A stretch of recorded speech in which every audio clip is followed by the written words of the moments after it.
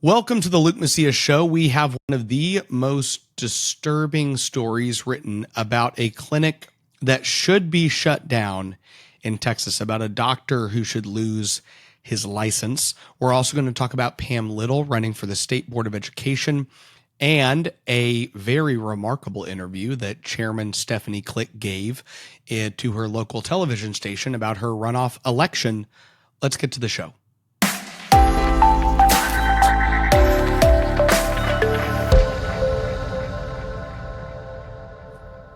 Before I go into this story in detail regarding this clinic in Texas, I just want to warn you that if you're driving and listening to this show with your kids in the car, I'm just going to be reading some things that are happening in this clinic, and they're rather graphic. And so I'm giving you the pre-warning that I would still say this is, let's say it's maybe PG-13, but we're just going to be reading from the kind of surgeries that this clinic does. It is a story of a particularly mentally deranged individual from Florida who traveled to Texas because we have a special clinic that we have licensed and a doctor that we have empowered to conduct evil on our citizens. And we're going to just talk about what this is. Now, we've talked about the ban on sex change surgeries that happen in Texas on children. Children are still transitioned up until the point of receiving the puberty blockers and the surgery, but that part is at least illegal in the state of Texas. The Daily Mail wrote an article, and the title of the article is Non-Binary Patient 27 who underwent Barbie doll operation to remove all sexual organs reveals how they navigated life without genitals. If that's not a doozy of a headliner, I don't know what is. Let's get into this story. A transgender person has shared their experience after receiving an experimental new surgery that involves removing the entirety of their external genitals. Adrian, 27 years old, from Florida, is non-binary, meaning they do not conform to either male or female, and had the operation at a controversial gender clinic in Texas that has been dubbed Frankensteins Lab. This just gets us in. We're about to dive into some of the surgeries that take place at Frankensteins Lab. It is one of a handful of hospitals in the country that offer genital nullification surgery, a procedure which involves removing all external genitalia to create a smooth transition down from the stomach to the groin. A small but hidden opening remains in order for urine to exit the body. I mean, at least they have urine exiting the body. Those born biologically female undergo a hysterectomy, which stops them menstruating. Quote, I had to use a catheter for the first 2 weeks, but I am peeing normally now, Adrian said 2 months after the operation. They described the procedure, which cost $10,000 up front, as a body modification journey that will transform them into a non-normative human. Now, people on the right's normal reaction to these stories is often to make fun of these people. And when you read it, that is kind of a natural reaction. They're talking about non-normative humans, genital nullification surgeries. But we need to recognize that these people are incredibly sick, deranged, wounded people that are living an outright lie. These are people that need to be institutionalized in the state of Texas, and we need to bring them more mental health Like there's nobody, I can't think of another person in the state of Texas, or in this case in the state of Florida, that comes to Texas. Like imagine the most deranged, sick, mentally unhealthy and unstable people in the United States say, I want to look like a Barbie doll. I'm going to Texas. And that's why we talk about some of these stories at times. Brady Gray, president of the Texas Family Project, tweeted this story out and just said, this should not be legal in Texas, which it shouldn't be. You should not, we are not a state that should be empowering these evil doctors and clinics to even exist. I'm going to keep reading. Adrian, 27, from Florida, documented their experience of genital removal procedure, also known as NULO or eunuch procedures, on Reddit. They said their motivation for getting a procedure performed at the Crane Center, that's the one in Texas, last year, was dysphoria, defined as a feeling of discomfort, distress suffered from those whose gender identity does not match their sex. They opted for nullification. And they're saying they're talking about Adrian. Okay.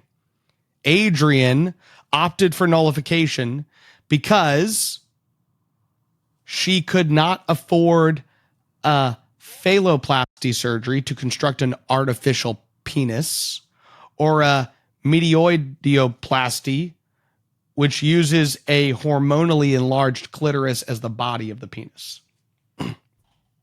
Now, I warned you not to let your kids listen to my descriptions and reading of this article, so don't blame me. Adrian said she has a, quote, and they write it, they have a, but I'm just saying she. Adrian said that she has a, quote, desire to look as alien-esque as possible, also expressing an interest in the removal of her belly button. Adrian was born a woman and began taking testosterone hormones aged 23 in August of 2020. In 2021, she had top surgery and also completely removed her nipples. Having her nipples removed, quote, also played a role in my desire for nullification, Adrian said.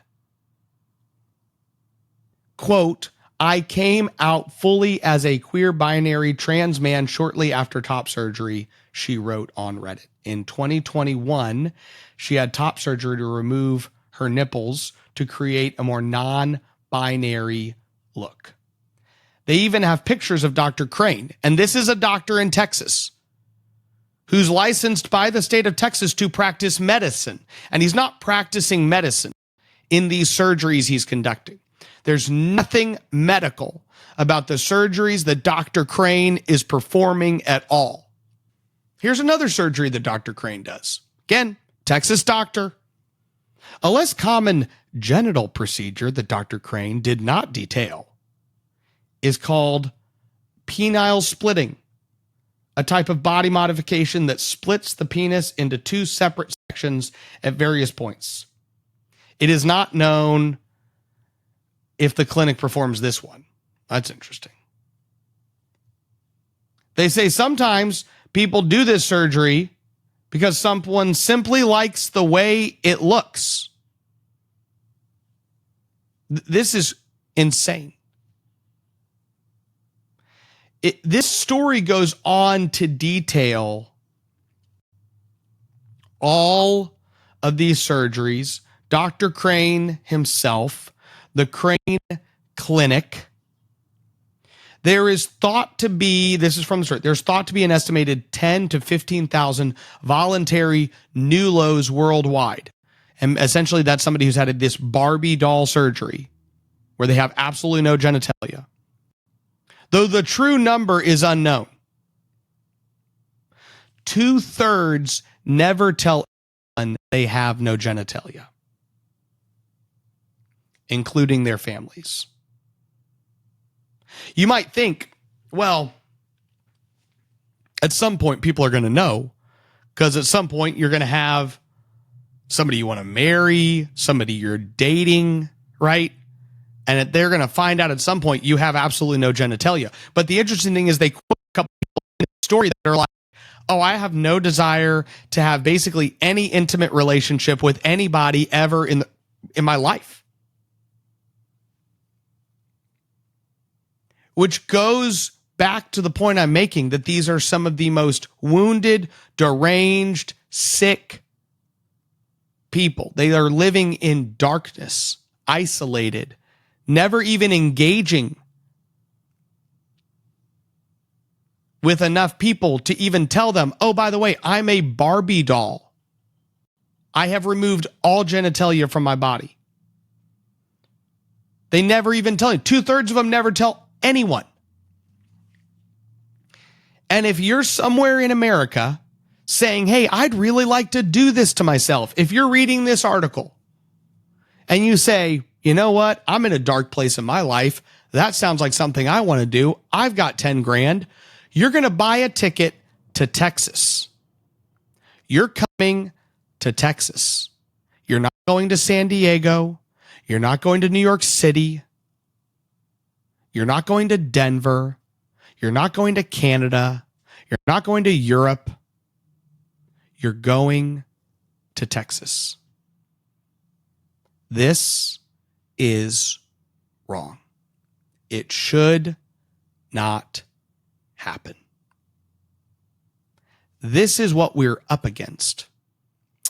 I'm not going to show you all the clip, but Gary Van Dver is this state representative from East Texas, and he's being challenged by conservative Chris Spencer, who's endorsed by Ken Paxton and Greg Abbott and a bunch of conservatives, and Gary is just one of the most liberal Republicans in the state. And Gary recently had an interview he did after his election, and he said, you know, and it's funny because Ryan Chandler was the guy doing the interview, and I know Ryan, but Ryan is definitely left of center, very biased, and he was biased in his question. He said, you know, the last 2 sessions have been heralded as the most conservative in Texas history. How could you even get more conservative next session? Now, here's what's really ironic about that whole thing. Ryan's talking to Gary Van Dver. The person who called the last 2 sessions the most conservative in Texas history, quote unquote, was Gary Van Dver, Dade Field, and Dustin Burrows, and all the leadership team. Okay? So Ryan Chandler's like, look, everybody's saying this is the most conservative session. It's like, no, they're the ones saying it because it's their session. And then he says, how could you even do more conservative stuff? Gary Van Dver then proceeds to say in this interview, he says, I know we've done so many things. I mean, I think everything else left to do to the right is like unconstitutional. This is the insanity of this guy. This guy's like, yeah, we can't put the 10 commandments up in classrooms. We couldn't possibly protect, I don't know, detransitioners. We couldn't actually stop giving taxpayer subsidies to illegals. We couldn't pass E-Verify, which has been passed in other states, not ruled unconstitutional. We couldn't, make sure that our pensions aren't invested into ESG, leftist, Marxist stuff. No, we couldn't get rid of critical race theory on college campuses. We couldn't actually say that teachers have to actually know that there are only 2 sexes to be a teacher. They have to know 1 + 1 is 2. They don't have to know man plus woman is all you get. Okay, no. Evidently, to Gary Van Dver, all of these things, we couldn't put property taxes on a pathway to elimination. We have enough money to put your M&O property taxes, all of your school property taxes, to 0. We have a very clear path. But according to Gary Van Dver, all of these things are unconstitutional. We have done this is Gary Van Dver's world he lives in. We've done so many good things that anything else we do is probably unconstitutional. That's how good we are. So when I read this story about what's going on in Texas at the Crane Clinic, you have to understand that, the problem in the Texas House of Representatives is that a lot of these elected officials, they don't even think any of this is problematic. They've been fighting to can we stop doing conservative things? Isn't everything else unconstitutional? So that is Gary Van Dver's insight. So when we bring this story to you, you have to understand that, like, outside of the Texas Senate and a handful of conservatives in the Texas House of Representatives, people just don't see these things as major problems, which is why we talk to you about them. That is going to transition us into an interview which Representative Stephanie Klick conducted. And I think Phil Prazen, who conducted the interview, did a great job just asking her the questions that she's being challenged on in regards to her reelection. She is in a runoff for the second time. You don't end up in a runoff for the second time because you vote your district too much. You end up in a runoff for the second time because you're consistently acquiescing to the pressures of what leadership is telling you to do. Now, she is part of leadership. She is a powerful chairman of the Public Health Committee. And in such, you can go back to our episode, and I wrote an article called 48 Conservative Bills That Died in the Texas House of Representatives. And you can go to that list and you'll see that as a public health chair, she killed, 10, 11, 12, tons of conservative policies. Evidently, all policies that Gary Van Dver thinks are unconstitutional. But let's go to this clip and see what she had to say. What do you think this race is about? Someone who's distorted my record. He's got support from West Texas, groups that met with Nazi sympathizers. I represent my district. Mm-hmm. I grew up here, lifelong resident. He represents West Texas. What do you think is the biggest difference between you and David Lowe? I grew up in this district, moved here when I was 4 years old, went to school here, professionally practiced as a nurse in the community, lifelong resident. I have been very involved politically, got involved in college, was a precinct chair, county chair, and helped build the Republican Party to the powerhouse it is here in Tarrant County. We're going to stop there for a second. So here's the ironic thing that she just said. So she just said, I basically been here forever, and I have helped build up the Tarrant Republican Party into the powerhouse that it is today. Now, here's what's funny and what they don't talk about in this interview. For 2 months, the Tarrant County Republican Party has been trying to organize a debate between Stephanie Klick and David Lowe in their runoff election. They did a debate in John O'Shea's race versus Craig Goldman in CD12. They both came. A couple hundred people came. Great event. Now they're trying to do one in this runoff, and Stephanie Klick will not come.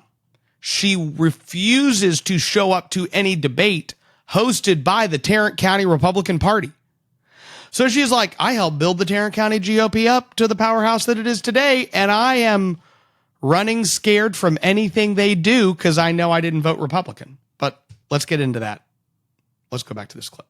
This election cycle, there's probably been more focus on how the Texas House is run. Speaker Dave Phelan has gotten a lot of flack and criticism. He's in a runoff as well. What do you think of Speaker Phelan? Is he somebody that you still support as Speaker? We've gotten record accomplishments. We've passed constitutional carry. We've passed some of the strongest pro-life legislation in the country. We have done property tax reform, some of the strongest border security bills in the country. If you're going to have criticism, you've also got to give credit for leading us to that. And he's done that job. He has. Okay. I do think it's so funny when these politicians are like, we've passed some of the strongest border security of any state in the country, as if like us passing stronger border security bills than Indiana, Missouri, like South Dakota is somehow an accomplishment. Like none of them passed as much border security stuff as we did.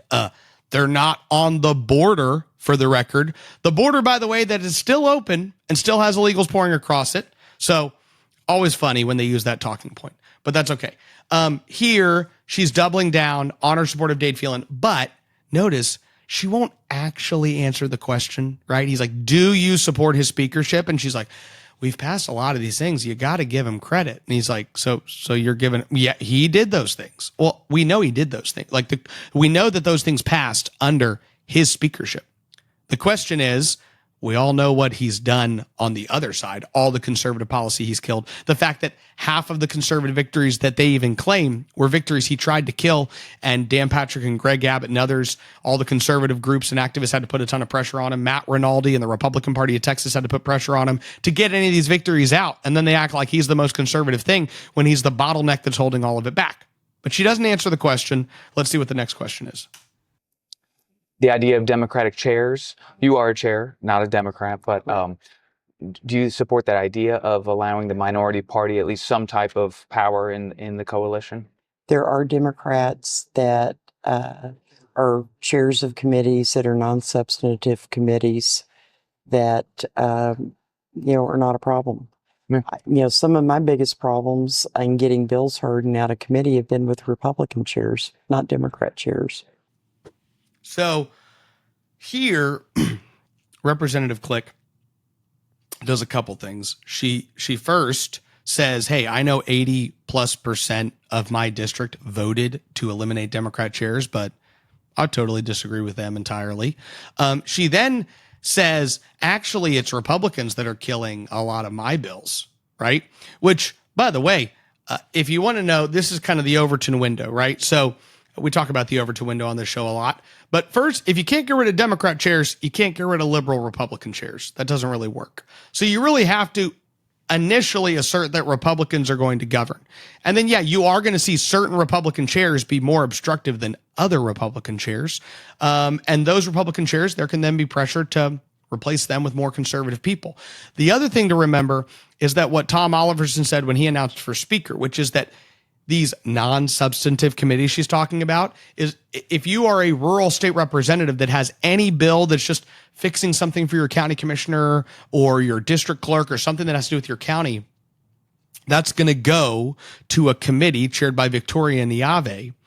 And then she is only going to hear that bill if you stay in line. And Tom Oliverson talks about the fact that when he passed the bill to ban sex change surgeries on kids, several bills he was working on died in Democrat committees as punishment to that. So she knows this, by the way. Stephanie Klick knows that Democrats kill smaller bills that these Republicans have if those Republicans push policy that's too conservative. She's not going to talk about it. She's part of the Burrows, Bonin, Dade Phelan cabal, so she has to stay on the party line. She's going to be asked about Ken Paxton next. Let's go to the clip.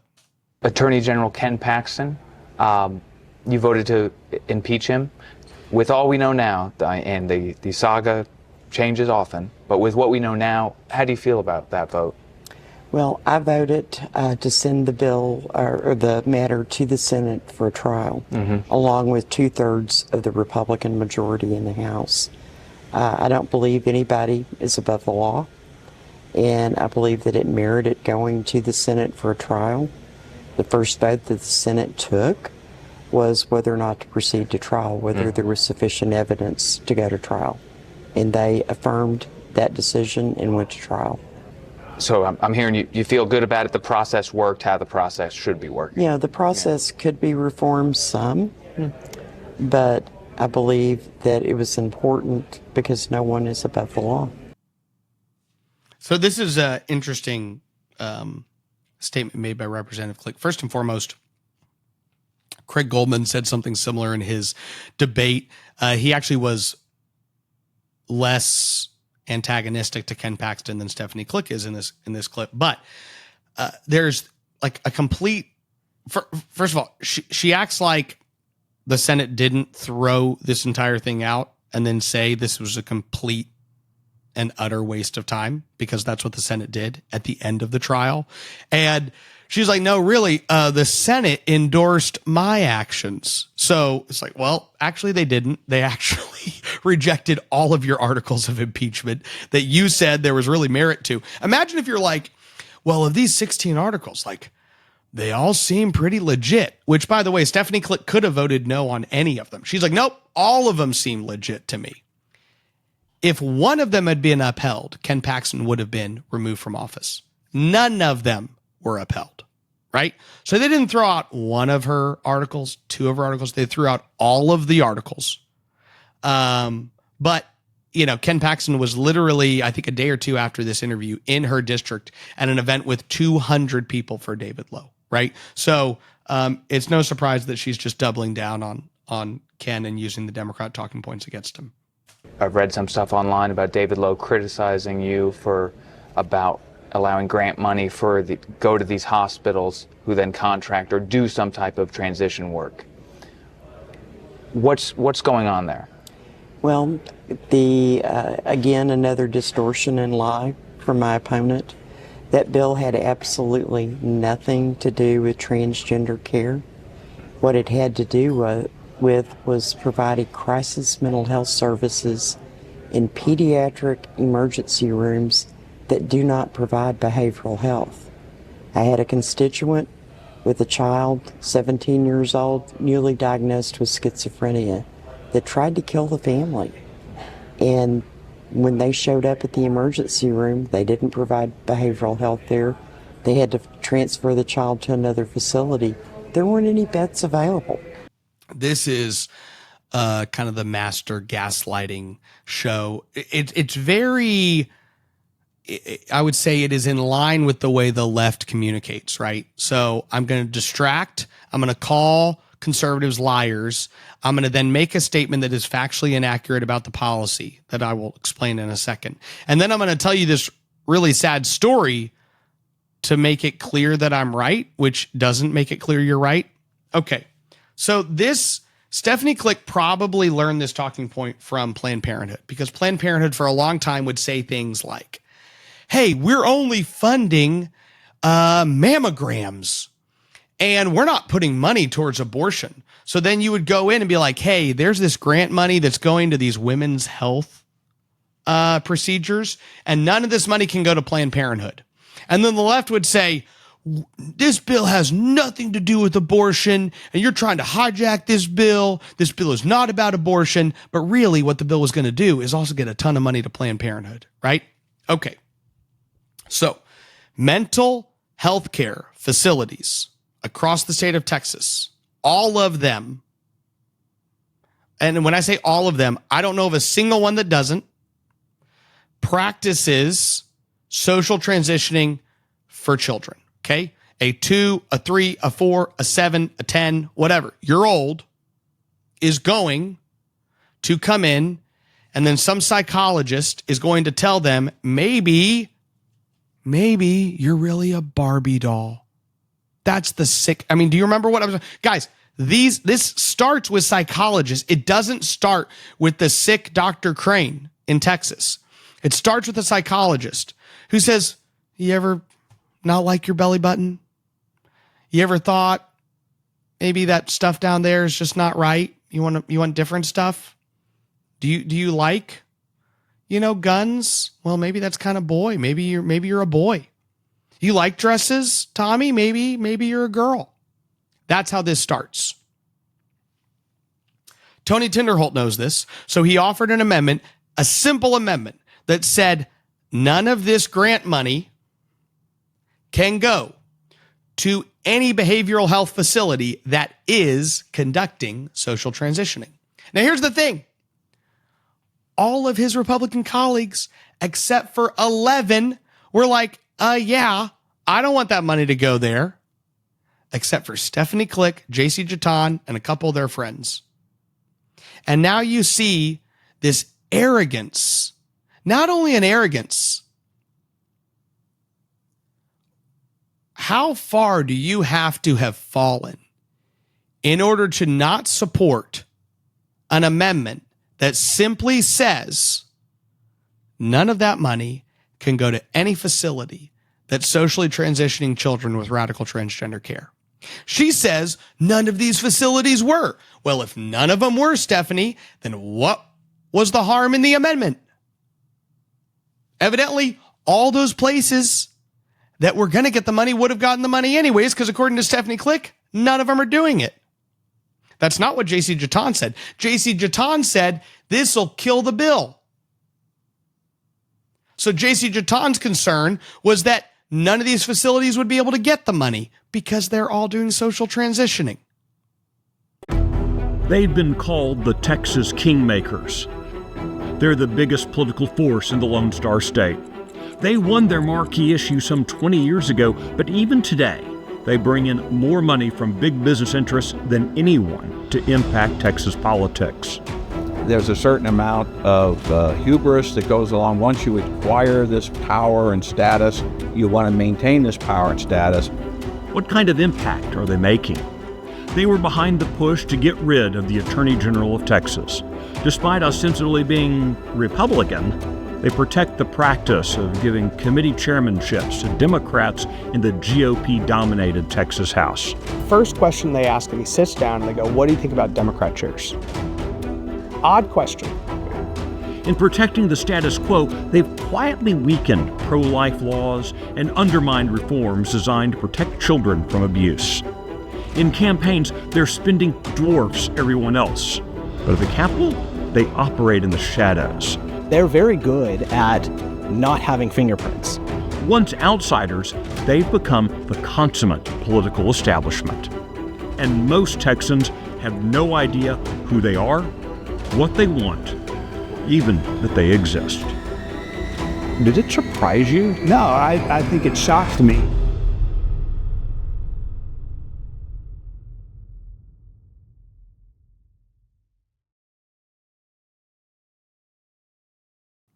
What I think would have happened if that had passed is that that grant program would have incentivized a bunch of maybe rural hospitals to say, we're going to stop socially transitioning. We're just going to tell psychologists we don't do that here so that we can go apply and get all that grant money and build out our facilities further, which would have been great. It would have been the taxpayer money that was getting spent, at least getting spent on institutions that are backing away from the leftist garbage. But Stephanie Klick does not think that way. So this was the interview she conducted.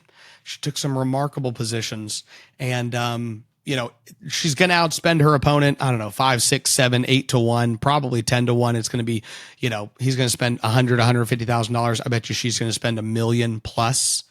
That's what she spent last time in her runoff election. So I would anticipate that this is not the, I would anticipate that she's going to continue to tell all these lies and just say, hey, if I just call my opponents liars and never have to actually answer the substance of the policy, then maybe I'll get away with it. And I'm glad conservatives in Tarrant County are holding her accountable and aren't falling for all of the garbage that she's spewing.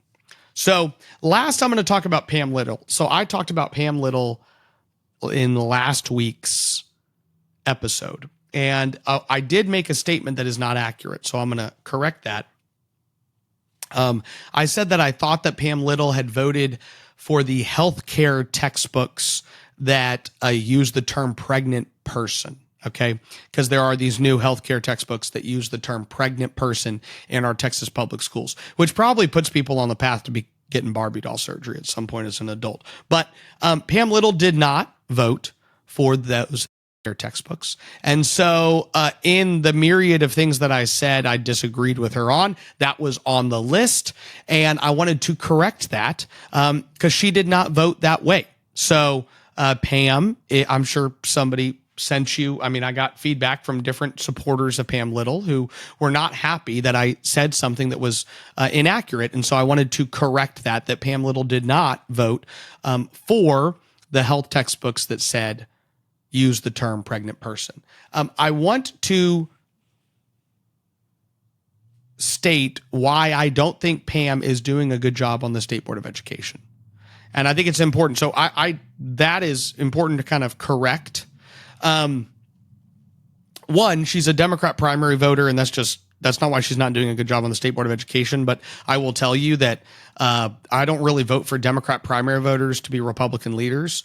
So when you do that, it's not something that I appreciate, and it's something that I largely try to oppose. Now, there are some circumstances like Mark LaHood, who ran against Steve Allison, somebody who was a lifelong Democrat and then actually converted to being a Republican, and I think will be a huge conservative upgrade. So there are exceptions to the rule. I will not say that I never, ever, ever vote for anybody who's ever voted in a Democrat primary, but that to me is an issue. Pam Little is a Democrat primary voter. I actually have this letter here that she wrote, which was like in the middle of the COVID Fauci's, mayhem. And she signed this letter that got sent to the vaccine allocation panel, basically begging them to let teachers all get the jab as soon as possible. They had all these phases. Remember, Fauci would get up and be like, phase 1 is first responders and nurses and blah, blah, so that none of us, because we're all going to die because of COVID. And she sent this letter and she's like, look, you have to get teachers as many jabs as possible, which is something I definitely disagree. And I not only disagree with her hindsight 2020, like right now I can look back and go, you know what? I disagree with her now that we know all the facts. I'm like, no, at the time I was like, what is going on? What is this madness we are under? And no, we should not be falling into the ideas of the left and falling for all of Fauci's, one-liners. And basically he's creating this environment where everybody's begging to get this vaccine. And Pam Little's like, please, please, please get teachers as many vaccines as possible. My core disagreement, though, with Pam Little is that she does not trust parents to make decisions regarding the best education opportunities for their kids. Okay. She is very inconsistent in her support for charter schools. At one point, she voted against Hillsdale getting a charter school. Okay. And I think later there was like a ton of pressure and huge campaigning and stuff. So if I'm correct, and if I'm incorrect, I'll probably be told I'm incorrect. And then, I'll have to talk about this race again next week. I believe she voted against Hillsdale initially, and then later on, as pressure was applied, she then came and voted in favor of the Hillsdale charter school. I was getting calls from literally friends of mine who are Hillsdale graduates going, what's going on at the State Board of Education? How is this not a layup in this Republican-dominated body that Hillsdale can have a charter school in an area in Houston that needs it? Now, Pam has consistently opposed a lot of charter schools. And this is when I talk about the core disagreement I have with her, which is that she doesn't trust parents. I have friends and family whose kids go to public school. I have friends and family whose kids go to private school. I know a lot that homeschool, and I know a lot that go to charter schools. And ultimately, my belief and the belief of the vast majority of Republicans is that parents can make that decision. When these charter schools are going through the approval process, here's the cool thing about a charter school. Nobody's forced to go there. Okay. So if I live in this area and my kids are going to go to public school, they're going to go just down the street to the elementary school. And I can't just go to any elementary school I want to go to, right? If I'm going to go to a charter school, it might not even be a charter school that is within a 5-minute drive. It might be a charter school that's a 25-minute drive. I'm going to pick that school. I'm going to go apply for that school. I'm going to hope to get in. By the way, there are nearly 1 million people on waiting lists to get into charter schools.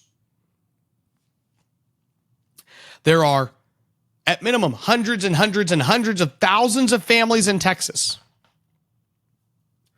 who are trying to make a decision that they believe is going to benefit their child's education and their future, who can't make it because there's not enough charter schools.